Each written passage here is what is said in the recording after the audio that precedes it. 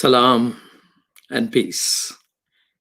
This is Imam Malik Mujahid, and you're watching Muslim Network TV on Galaxy 19 satellite, Amazon Fire TV, Roku, YouTube, Facebook, and pretty soon on Apple TV as well. Thank you so much for being with us. This is a place where conversation takes place among people you will not find them on anywhere else on any channels. This is unique. This is a Muslim Network TV, the only one which is focused on building bridges.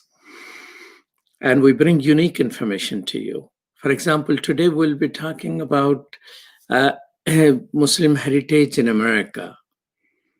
There is a museum out there which is focused on preserving, and we'll talk with the co-founder of that. Muslims in America have been around for the longest period of time.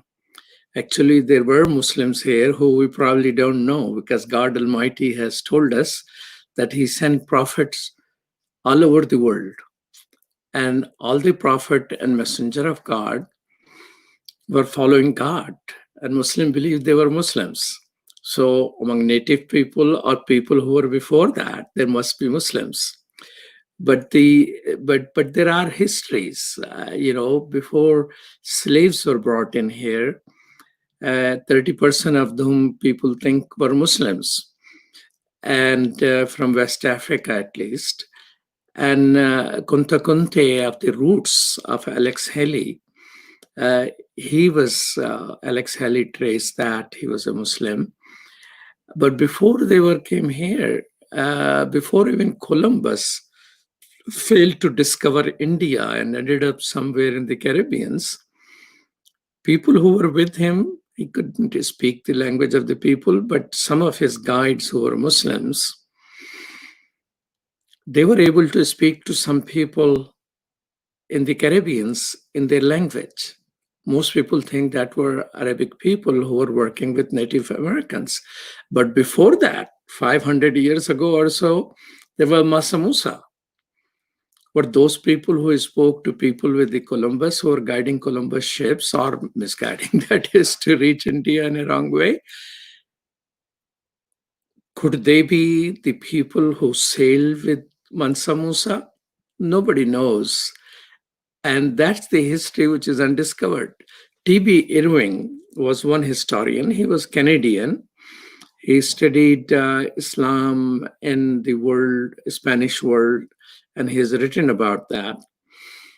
He once told me, he has given a lot of interviews to me. Actually, he gave me copyrights of his Quran translation as well. He told me that he has discovered in Native Americans there are coins and other artifacts which show they had connected with the Muslim in the Middle East and Africa.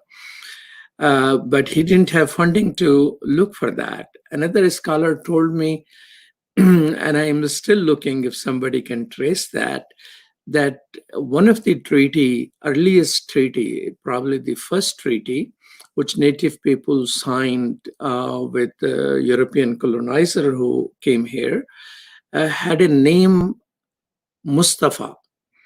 Mustafa is the name of Prophet Muhammad, peace be upon him, the chosen one, but God Almighty. So who is minding our heritage in America? What's happening to Islamic heritage in America? Not many people even know that one of the oldest mosques photograph is preserved, was built in Chicago in 1892.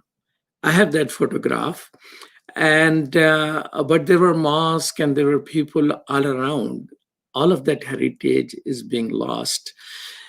But I know one person who is trying to preserve and work on Muslim cultures and history, and that person is Emad Al-Turk,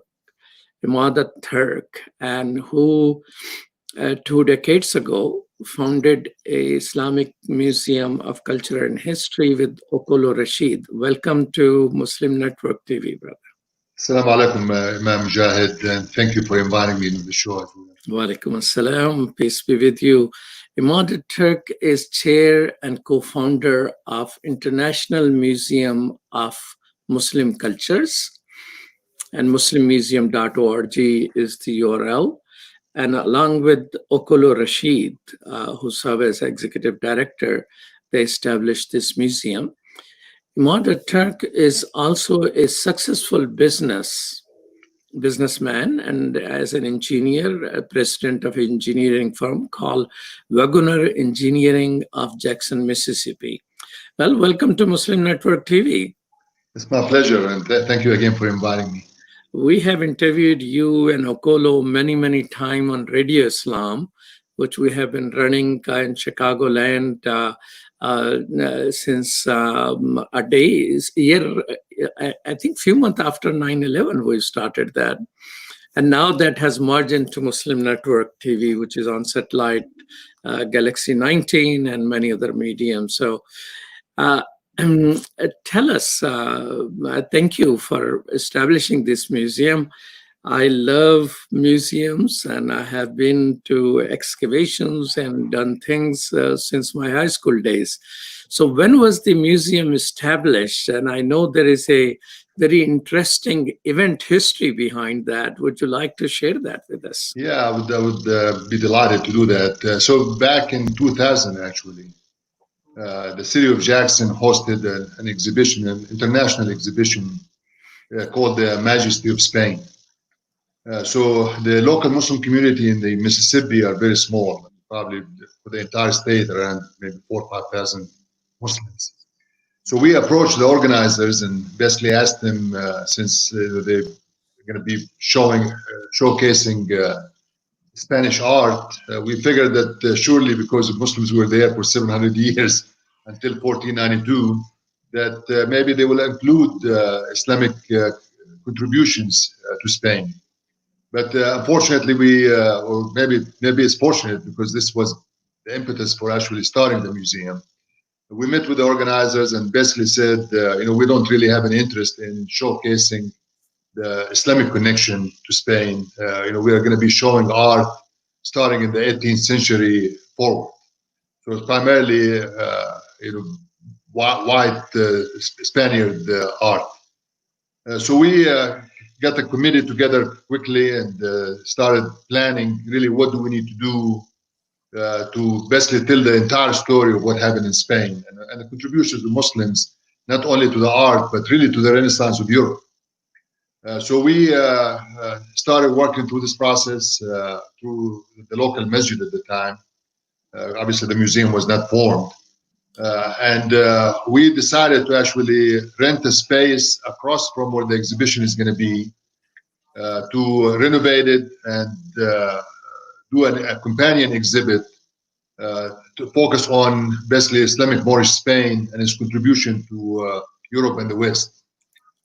Obviously, we didn't have any funds. We didn't have any organized activities. So we're starting in around November of 2000. And the Majesty of Spain exhibit was going to open in April of 2001. So we hired a consultant, local consultant that does exhibitions. We told him what we wanted to do. And then we wanted to open the same time frame when the Majesty of Spain is here. They said, you're out of your mind. It actually takes years to develop the storyline and figuring out what needs to be done. We said, we understand we're out of our mind, but we're committed to do this. So we went and visited with the mayor. We told him what our plans, and he again told us we're out of our mind. So we were able to very quickly raise about $250,000. We hired a consultant. We got a few scholars to actually helping him with the development of the storyline, and basically began the fabrication of the exhibit. And we were open actually April 15, 2001. About a week after the Majesty of Spain opened. So we were a little bit late, but alhamdulillah, we were successful in doing this. And obviously we did not have a budget to do marketing and bringing people in, but what our strategy was is there was roughly about 500,000 people that visited the Majesty of Spain exhibit that came from the surrounding states. So we targeted all the hotel rooms, the tourism industry. We worked with the state tourism division, and we worked with the City of Jackson Convention and Visitors Bureau to try to promote the exhibit to the people who were coming for the Masjid of Spain. So really, actually, was very small marketing budget, and we had a lot of flyers that we distributed to all of the visitors for the Masjid of Spain. And alhamdulillah, within I would say within that 6 months period, we were planning to close the exhibit in October of 2001. We received over 30,000 visitors. Wow. So and really many of our visitors they were telling us we didn't know this. We didn't know that Muslims were in Spain until 1492 for almost 700 years. What the contributions to science and math and philosophy and then the list can go on and on of what they contributed really to the Renaissance of Europe. We started really doing some research, and we discovered at the time that there is not a single institution in the country that actually focuses on. So let's just stick there. So 30,000 people came, and how many of them were neighbors of other faith, and how many were Muslims? I would probably say 99% were non-Muslims. Wow. So just an idea and a couple of crazy people in a mosque can attract 30,000 people to understand something. By the way, 700 years is true about Andalusia. But when it comes to Barcelona and that area, Hertiage goes back to 900 years. Actually, I slept in a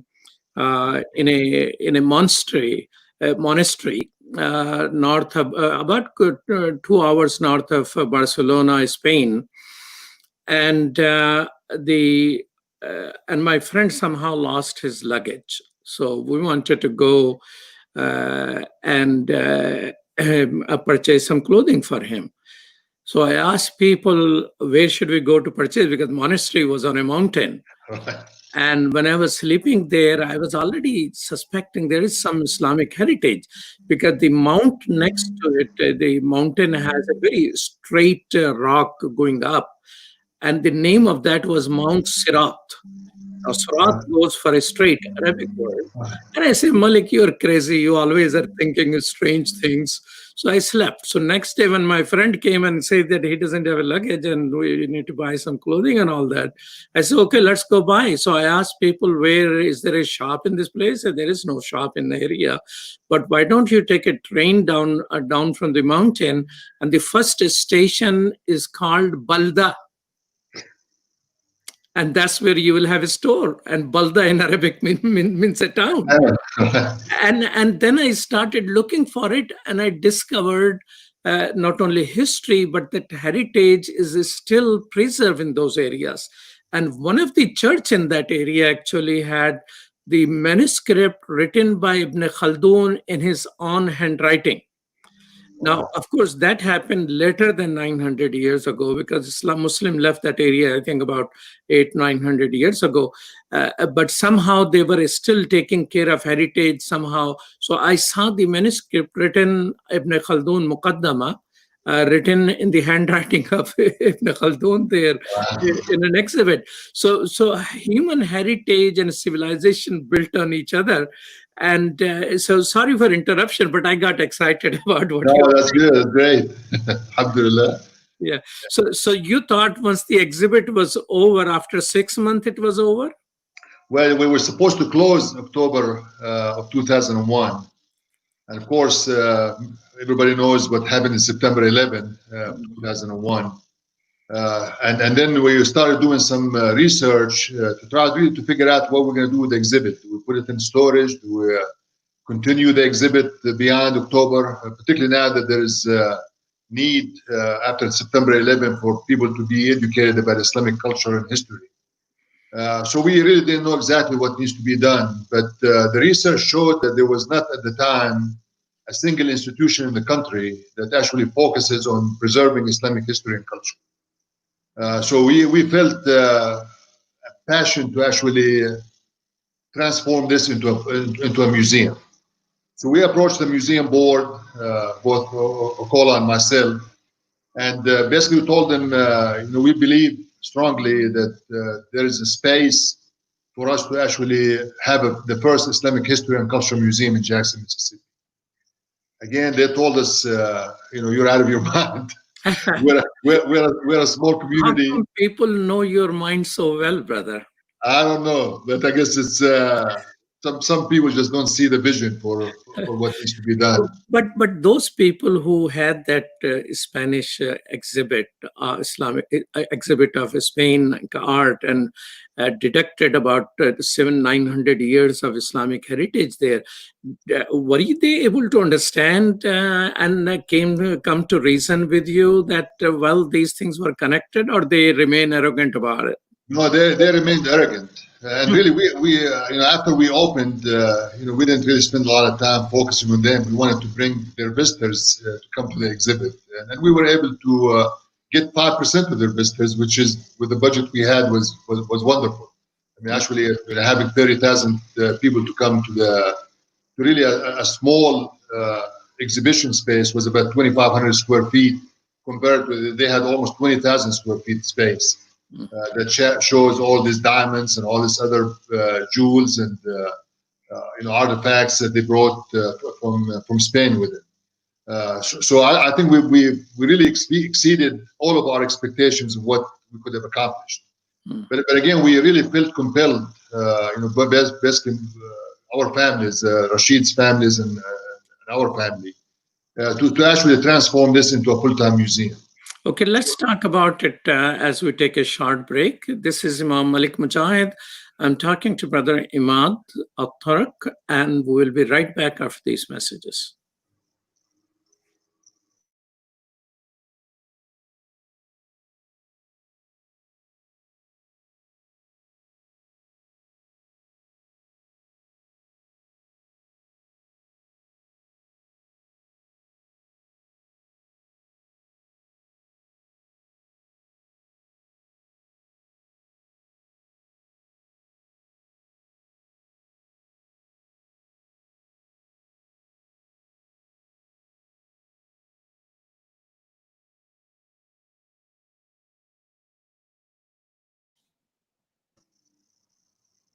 Welcome back to Muslim Network TV. This is Imam Malik Mujahid, and you're watching Galaxy 19 satellite, as well as Muslim Network TV on muslimnetwork.tv, and YouTube, Roku, Amazon Fire TV, and all other places.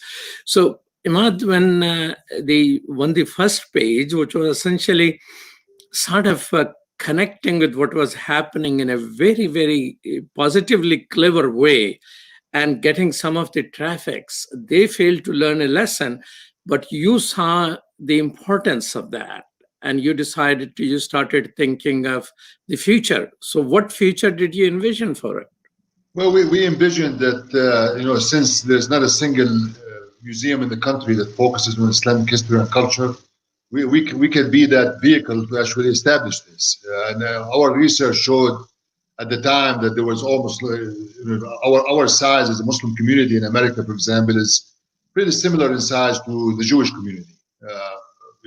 Probably by 1% to maybe 2% of the population.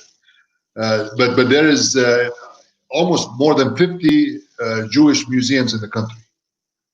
So we said, surely we can just have one to start with, and there will be an appeal for the museum. And one of the things that actually drove us to do this is that our story as Muslims in America has been defined by non-Muslims. And we felt really passionate that we need to tell our own story. We shouldn't be delegating this to universities or think tanks or non-Muslims to actually tell who we are and what we stand for. So we felt strongly about this. And again, because we are a small Muslim community here, the Masjid board felt that really we don't have the resources to continue maintaining and operating a museum. So basically, we decided, and it took us about 6, 7, 8 months negotiation with them. So in 2001, we basically purchased the assets from the masjid. This is both families, Rashid's and my family, and transformed all the assets into a new 501c3 and then formed officially as a nonprofit organization in May of 2001. May 2002. when we officially actually formed the museum into a non-profit organization. And this is really actually what starting us to where we are today, and almost the best with 18 years. Did you had? The first one was about Islam in Spain, and then you had an exhibit on Timbuktu, right? We had and it took us about 3 years actually working on the legacy of Timbuktu, wonders of the written word. Again, we wanted to do a story about Islam in Africa. We were not really sure exactly what story to tell. So we had retained about maybe a dozen scholars to actually write white papers about different topics about Islam in Africa. And obviously, the connection of Islam in Africa is huge. But what intrigued us is, and the reason we wanted to have Islam in Africa, because the city of Jackson is roughly about 80% African-American population.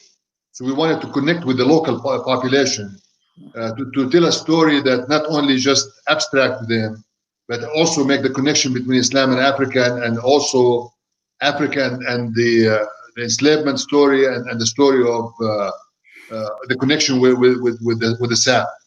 So one of the papers we got was a document that some of the researchers gave us about a scholar named Sheikh Abdul Qadir Haidara from Mali in Timbuktu. That basically talked about the rediscovery of over 1 million written manuscripts in West Africa. So of course, when we read it, we were shocked because we did not really everything, I guess, in the Western educational system illustrate West Africa as an oral tradition, that they didn't have any written culture. About the whole Africa, this is the only such a library of manuscripts, right? Correct. There's no place in Africa which has such a high literary tradition. And there was one time I have read in the literature, there were the foreign students who studied in Timbuktu. Now Timbuktu is a city, part of Mali, but at one time the whole empire was called Timbuktu, and they had more foreign students than there were foreign students in New York City about a few years ago. So it was a huge place, and this is Timbuktu where Mansa Musa is reportedly sailed to discover the world which he heard about in the West. That's absolutely correct. So we were intrigued that this would probably be a very telling story, because it talks about the West African, it talks the enslavement of Africans, how they came to the United States, and really how many Muslims were actually enslaved who also came to the United States, which makes connection to that enslaved Africans. If they look at their root, they're going to discover that they had wealthy empires, whether it's the Empire of Mali, the Songhai Empire, the Timbuktu. All of these empires in West Africa were very wealthy. They had gold, the trade, education was very prized. Written manuscripts, even one of the best commodities that they were trading in, it was most profitable in that time of about almost 1,000 years ago, is the trade of books. Which actually shows you that people were educated and were literate, which is a lot different than what the colonizers basically characterized West Africa. Well, so there were some colonizers who might be little, honest. Suleiman Douf, in her book Servants of Allah, writes about a French missionary who was preaching in West Africa.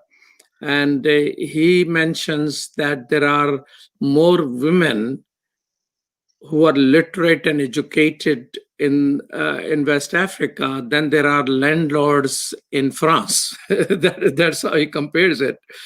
So that was about in 1720s or something like that.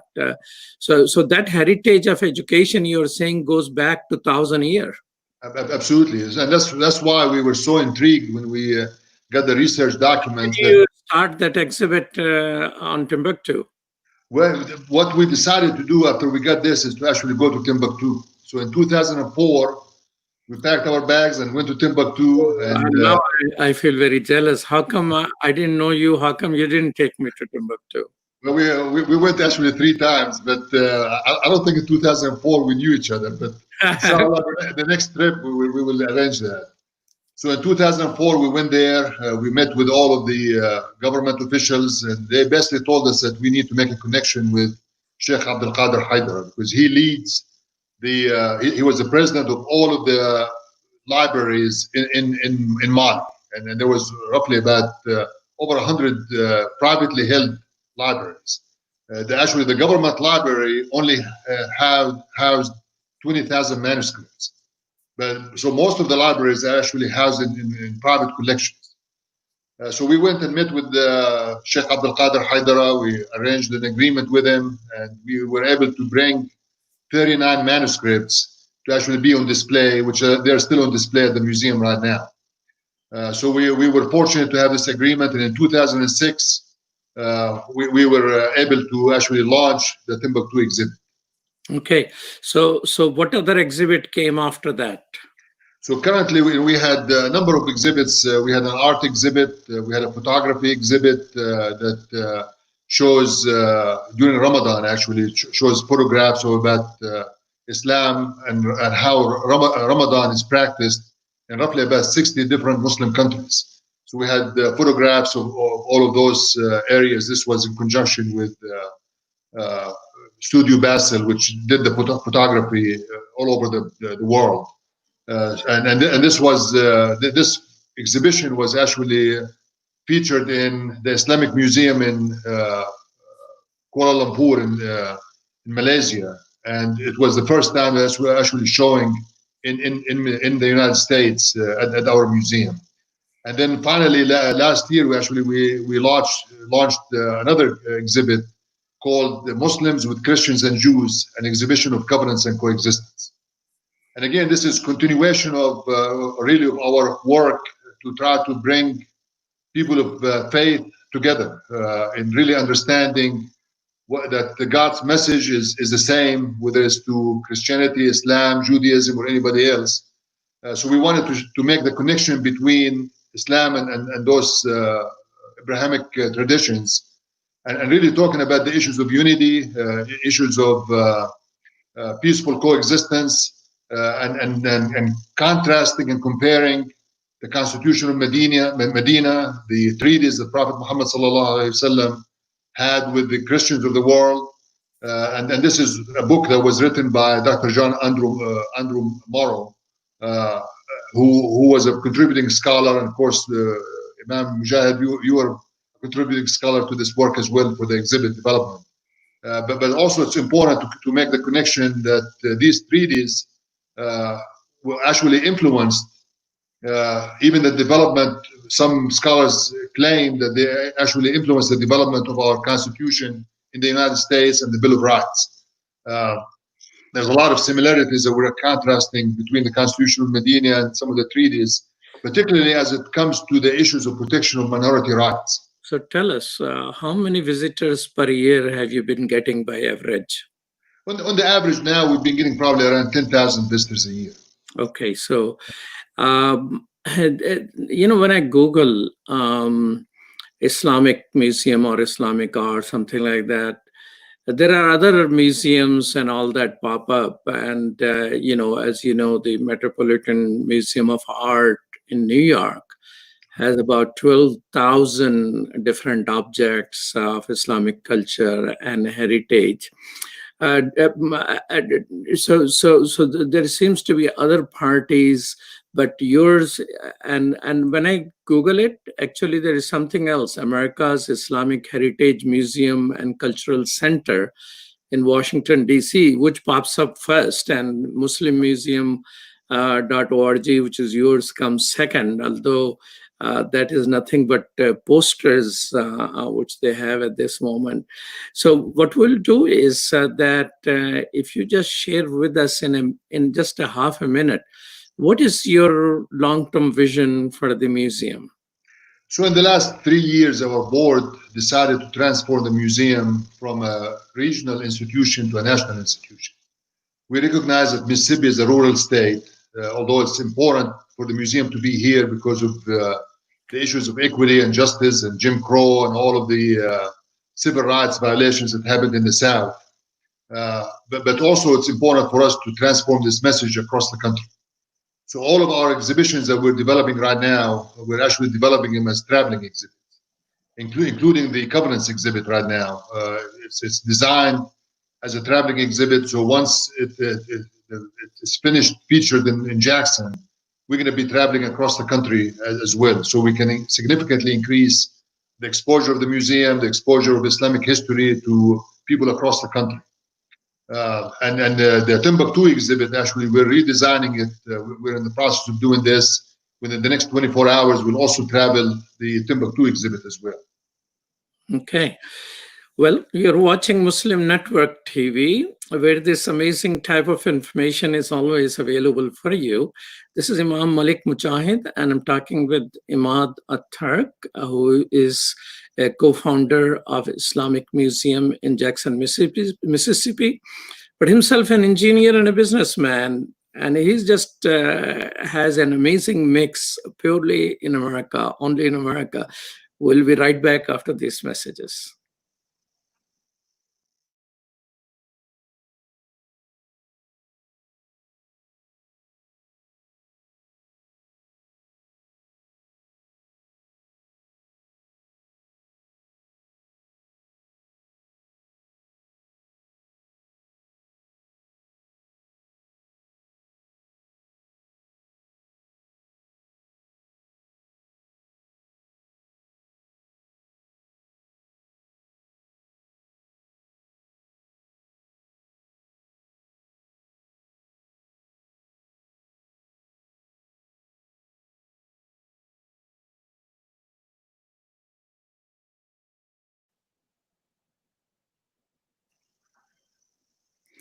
Welcome back to Muslim Network TV. This is Malik Mujahid, and I'm talking with Emad Al-Turk.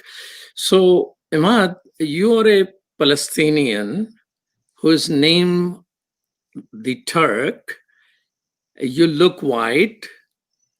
You do business in Mississippi, and you build museums along with African American. What is your journey like? When did you leave Palestine? And how you came to be a Turk? Well, that's a long story, but I can try to summarize it. But it's actually an intriguing story as well. So I came to the U.S. in 1977 to actually study engineering. And while I was here, I met my current wife. So we got married. She's white Mississippian, actually, from North Mississippi. So we got married and then went to Kuwait for 3 years together. We got married over there, actually. And lived in Kuwait for 3 years, and she got homesick, so we decided to come back to the United States in 1983. So my story actually comes in. I have obviously the name Al-Turk indicates the Turk family. So my great grandfather back in the early 1800s was an Ottoman. Was with the Ottoman army stationed in Egypt. So after his tour finished, he went to Gaza and they just loved the place, and they decided actually to relocate their family into Gaza. This is really where everybody was saying this is the Turk family, because this is where it originally came from. So this is on my father's side, how the connection between Turkey and Palestine. On my mother's side, also during the Ottoman Empire, my mother is her last name is Bushnab, which is it comes from Bosnia. So they originally came also from Bosnia. They call them some Bosniaks. So Bosnia, exactly. So they migrated during the Ottoman Empire to the West Bank, to a town called Tulkarem. And then during both of them were actually going to college and met each other and got married. So that's how the Bosnians and the Turks and the Palestinians get connected. Well, so it's not just the museum interest. Your heritage also is a sort of a civilizational connection. It is. And Well, tell us, as an immigrant to this country, I mean, you came as a student, as most people come as a student.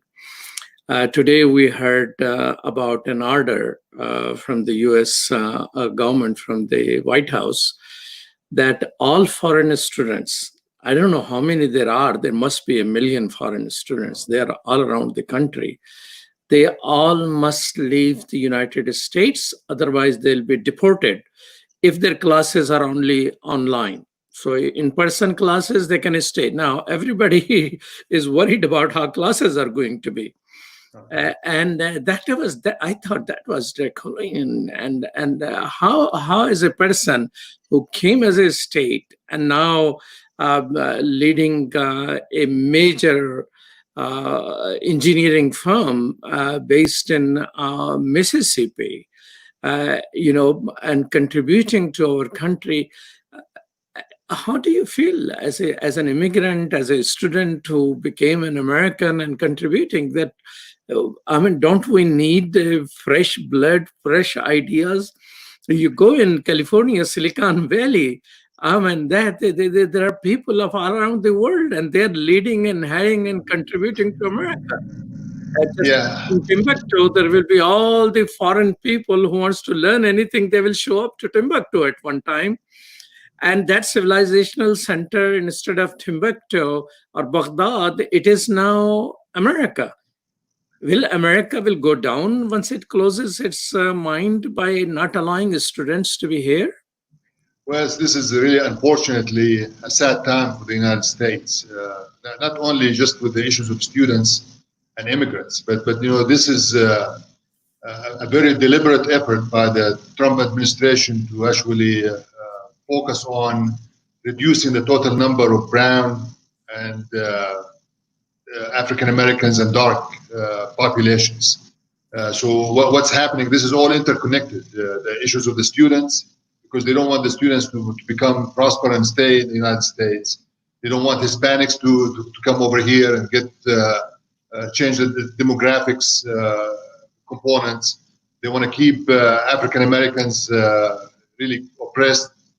So all of this is an effort to change the demographics, which their studies have been going on really that by the year 2035, it's expected that the United States will not actually become, they will not have a majority race, especially the white race will not be a majority race in the United States.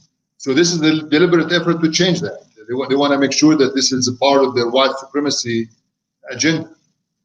So I'm hopeful that, very optimistic that in the next few months we will have new administration that significantly more diverse and inclusive, and this chapter of American history will be behind us. But it is a very difficult time for immigrants and really all minorities across the United States today. Tell me this. I mean, normally people, because of the terrible murder of George Floyd, relationship of African Americans and the immigrant community has also come into limelight, and the racism found among the immigrants towards the African American is being discussed. But you and Okolo Rashid, who is the executive director of the museum, these two families have worked seamlessly with each other to build this museum. And you, as an immigrant, I went to your business website also. I see, I think, whatever photos were there, I saw only 2 persons of color. I'm counting you as a white person, and there was just 1 person who was African American. And I know good project also in Atlanta, for example, a Pakistani huge industrialist. I wanted him to fund some Sound Vision Foundation and all that. After all my lecture, he gave $500. And I say, should I return it or should I accept it? Later on, when he passed away, I learned that he just did amazing job. He built the whole plaza for an African American mosque, which has a mosque and a school, and the plaza is serving as an endowment, bringing funding and support to that. And I also, Imam Suraj Wahaj, I went there in New York when he was fighting against drug. At one time, he didn't have many supporters marching with him and patrolling the community. All he does is he calls the Pakistani community mosque, where Pakistani immigrants were there, and they brought bus loads marching in the neighborhood, supporting Mao. So there are many collaborations between African American Muslims and immigrant Muslims. So that I thought was a positive example, which your Muslim Museum itself stands as a testimony that what is possible. But tell me, as a businessman, because we got just about 10 minutes left and I want to touch your business aspect of it. 100,000 businesses have permanently closed. They were small businesses in America. And that was Washington Post reporting. What do you see happening in Mississippi? Is the same thing is happening? And how is, they're saying business will change forever. So tell me first how small businesses are doing in Jackson, Mississippi. You may not be a small business, but are you hiring? Are you firing? What are you doing in terms of human beings? We actually, from an engineering side, have been very blessed. Our work has increased, not decreased. We actually probably added, since the beginning of the year, probably about 10% additional staff members. And we just finished, actually, effective June 30th, we acquired the firm in Birmingham. So we're increasing beyond organic growth. We're also going through acquisitions as well to diversify the company. But many small businesses in Mississippi across the country are suffering, but particularly in areas, restaurants. Many of them actually closed, and the tourism industry, hotels, airlines, all of those industries are probably going to be impacted for a number of, maybe for a couple of more years. So is this same in Jackson, Mississippi? Which ones? Is this the same in Mississippi? It is. Obviously, unemployment in Mississippi now is around 15 or 16%. So it's a significant impact to what's happening with the mandated shutdown that the governor had. They're beginning to reopening now, but the COVID cases are going up instead of going down. So I suspect this will have a significant impact. The governor is insisting, following the Trump lead, because the governor is a Republican governor here, but he's following the Trump lead. And what he's doing is basically opening the schools, and he wants to open them, not necessarily virtually, but he wants students to be in the classroom starting August 6th, while our curve is going significantly up. So we really don't know what's going to happen in the next few months when the schools start opening, whether this is going to create significant more, not only health damage, but also financial damage. So, well, it's good to hear. Congratulations that you're actually hired 10% more force and you're merging and growing. How do you see a future of engineering in this country? Our industrial base is more or less lost. We seems to be dependent on imports in many areas. When you are civil engineering firm, right? How is your hardware? Where your hardware is coming from? Where your machines are coming from? Yes, of course. In civil engineering, we focus on doing consulting in the water, wastewater, transportation, airports, really infrastructure-related activities. And the American Society of Civil Engineers actually ranks our infrastructure in the country, depending on which category of it, rank it between C-. Some areas get F, some areas get D, some areas get B. Most of our infrastructure is outdated. It's probably many decades of neglected maintenance and upgrade. So we estimate that probably there is about $3 trillion of need just to bring our infrastructure into acceptable condition. You drive in any major city or you go to any major airport across the country, you see potholes, you see problems. Really, it's a lot worse in some areas than third world countries. If you look at our infrastructure back in the 50s and 60s, when the interstate system was developed, and all of the Clean Water Act started in the 70s, we started cleaning all of our water and wastewater facilities and so on. We are actually regressing instead of getting better. And you hear our both in Congress, both the House and the Senate and the administration, speak every term about the need for infrastructure investment. But unfortunately, the Republicans and Democrats can't get their act together to invest in the future of this country.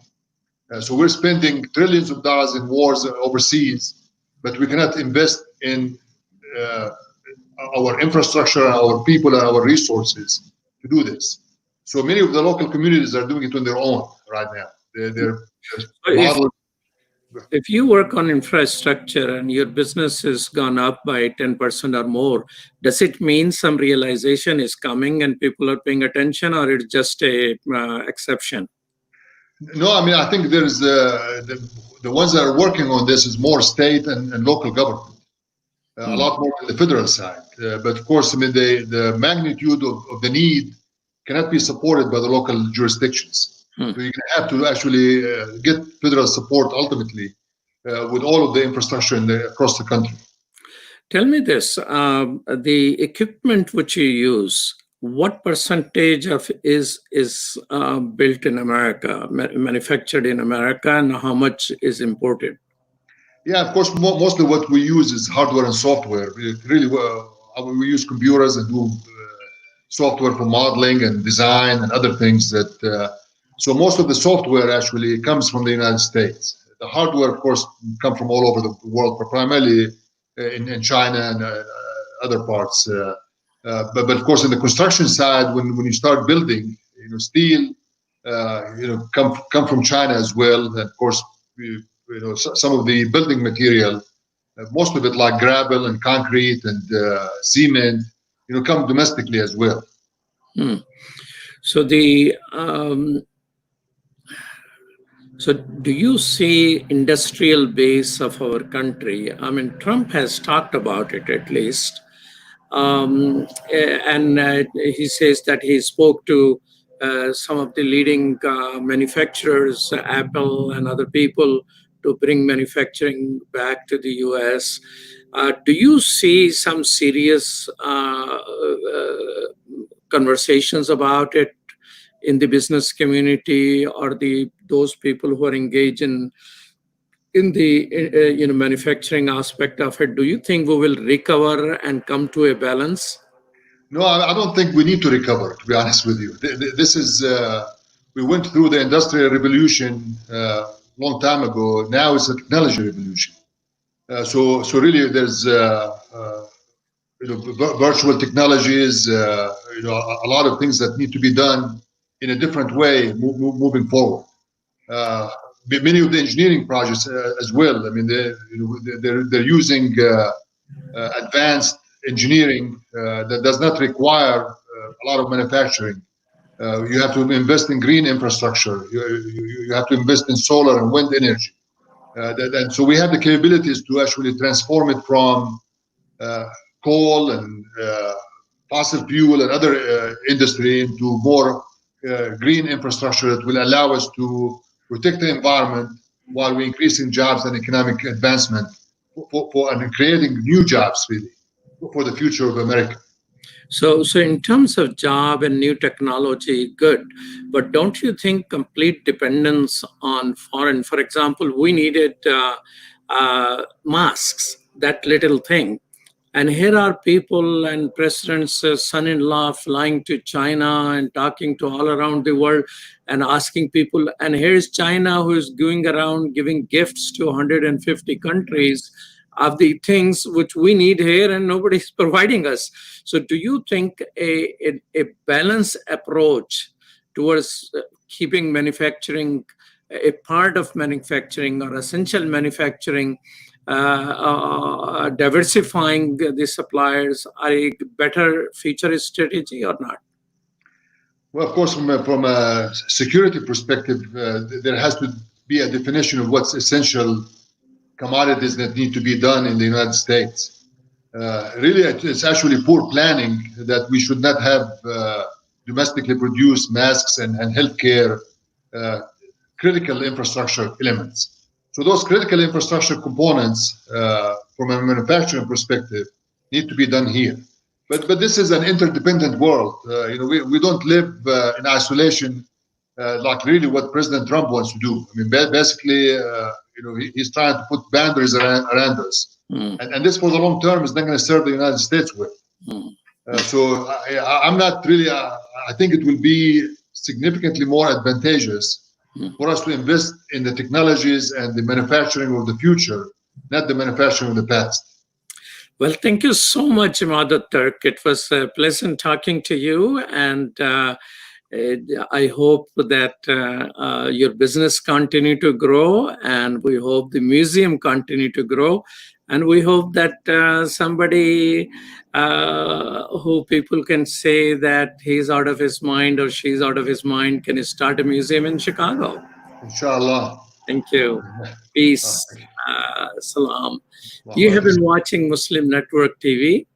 We're always on Galaxy 19 satellite. That's where you're watching us, or Amazon Fire TV and MuslimNetwork.tv itself. And pretty soon we'll be on Apple TV as well. Thank you, Sumaya Heather, for producing our show, and Zahra Nadeem for being a helpful producer, and senior supervising producer Connor Mays. Peace. Salam.